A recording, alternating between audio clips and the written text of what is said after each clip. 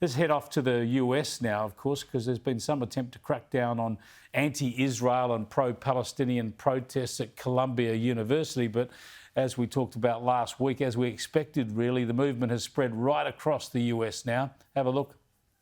Across the country this weekend, hundreds arrested or detained for protesting on campuses, from Arizona to Missouri, where 80 people were arrested overnight at Washington University. Tension spilling over at UCLA as protesters clash on campus.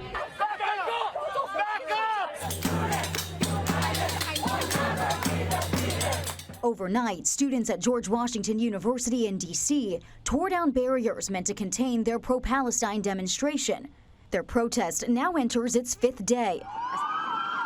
At USC Saturday, the school's famed Trojan statue vandalized. And these images overnight show tactical police units surrounding the campus. They were later called off. That stand down despite students returning to the very same area on campus police cleared them from last week. I'm with Caitlin Jenner. If you want to protest against Hamas. Anyway, I started on this topic with Kristen Tate. It's absolutely getting out of hand. It's happening across the country. It's happening here in Boston, the college I graduated from. Emerson College is all over the news here because its students were blocking all kinds of public areas, and then they were arrested. A bunch of them were arrested, over 100 of them. And the college actually put out a statement saying that there will be no consequences at all from the college for the arrested students. So, the college is just, defying the police, essentially, who made these arrests. This is even happening in red states. It's happening in universities all across Texas. And Chris, this is exactly why college enrollment in this country has gone down significantly in the last few years, because parents and younger kids who are in middle school and high school, they see this stuff in the news and they realize it makes absolutely no sense to spend hundreds of thousands of dollars to go to these elite daycares where you don't really even learn anything, and you are bombarded with this radicalism. It's dangerous at this point. But yes, the chaos has gotten out of hand, and I have no sympathy for these colleges. You reap what you sow. They have allowed this behavior to go on unchecked for decades now, and this is sort of the crescendo of it. So I hope they're enjoying the monster they created.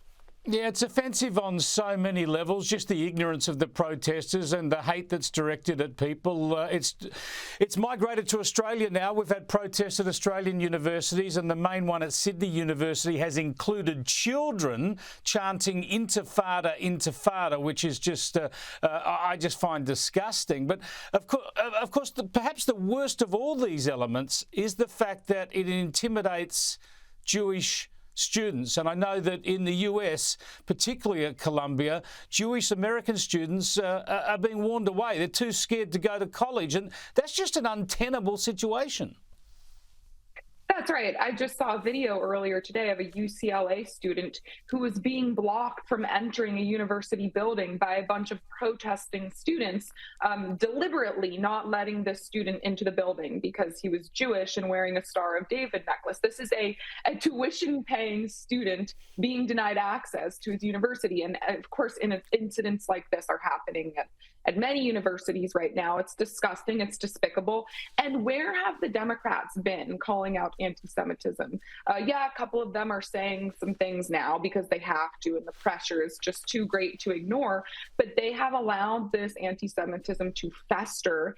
And I know a lot of Jewish Democrats who at this point are looking seriously at the administration and their lack of response here and wondering what they're going to do in November. They certainly don't support Trump. They're Democrats, but they're scared of what's going on. And the anti-Jewish hate that is festering within their party is appalling. Yeah, it's a real weak spot for the political left in the US, here in Australia, in Europe and the UK as well. The political left are just so weak on this, and we are seeing the consequences. It's a tragic shame. Let's get to the main contest, the presidential contest, and former President Donald Trump has reaffirmed that he's ready, willing and able to debate Joe Biden. Have a look. I've invited Biden to debate. He can do it anytime he wants. We're willing to do it Monday night, Tuesday night, Wednesday night, Thursday night, or Friday night on national television. We're ready. Just Just tell me where. We'll do it in the White House. That would be very comfortable, actually. Yeah, before I get your response on this, Kristen, I'll show a response from Joe Biden as well, because strangely enough, the president has turned up on the Howard Stern show, which is sort of normally where you see rock stars and whatever doing their unplugged hits with Howard Stern. But here's Joe Biden on a debate. I don't know if you're going to debate your opponent. I am somewhere. I don't know when. I'm happy to debate him. Well, at least he's honest, Kristen. He knows he has to do a debate, but he doesn't know where or when. I would be shocked. Yeah, that's a great point, actually. He's very confused. But I would be shocked if his handlers let that happen. His handlers were probably, so panicked when they heard Biden say that he would debate Trump, because of course their plan is to have him not debate Trump, because everyone on Biden's team understands that the president of the United States can't even get through a couple of sentences when he's interacting with voters in public, let alone get through an entire debate. So of course they won't let it happen, and they'll give us some big excuse about not wanting to platform domestic terrorist supporter or whatever they say about Trump, white supremacist, a Christian nationalist, all the smears that they constantly throw at Trump. But it's really not about that. It's about the fact that Joe Biden simply cannot get through a debate against anyone, let alone Donald Trump, who's a quite skilled debater. But of course, I would love to see them debate. If it does happen and I'm wrong, I would be thrilled. It would be extremely entertaining.